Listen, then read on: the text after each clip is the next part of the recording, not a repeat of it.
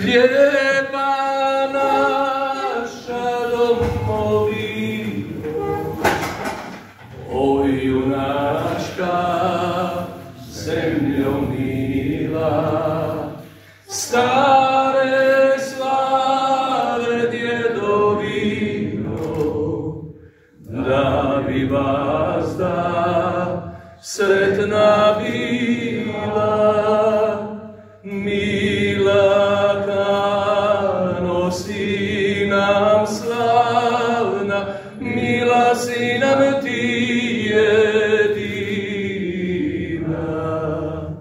Mila kuda si nam ravna, mila kuda si planina,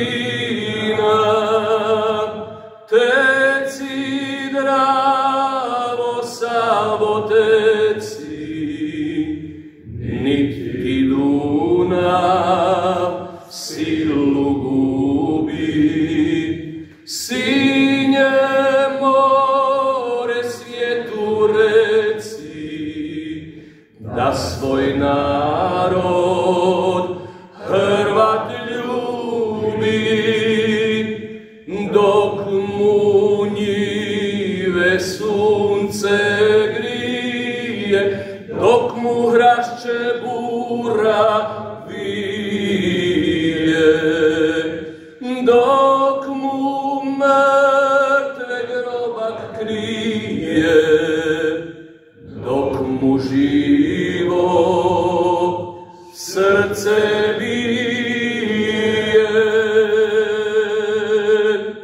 Molim vas da minutom tišine odamo počast poginulim, nestalim hrvatskim braniteljima, ali jednako tako i prvom hrvatskom predsjedniku, doktoru Franji Tuđmanu.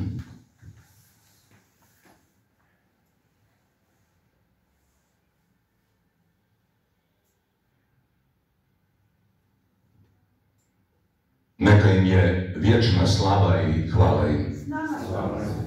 Poštovane obitelji poginulih, stradalih i nestalih hrvatskih branitelja, dragi hrvatski branitelji, predsjednici udruga proizašlih iz Domovinskog rata, dragi gosti i uzvanici, zapravo dragi svi vi koji ste došli svojom nazočnošću uveličati ovaj svečani događaj proglašenja osobe godine našeg Marka Perkovića Thompsona.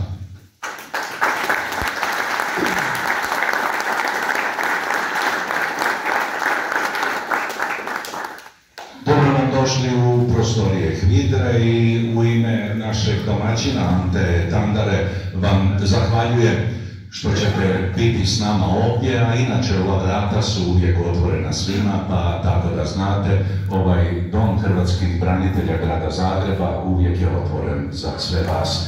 Svoj dolazak na svečanu dodjelu plakete osoba godine Marku Perkoviću Thompsonu, udruzi hrvatskih branitelja Domovinskog rata 1991. odnosno njezinom predsjedniku, zna se ko je, Bože moj, našem Mladenu Pavkoviću, ispričali su se i poželjeli mnogo uspjeha.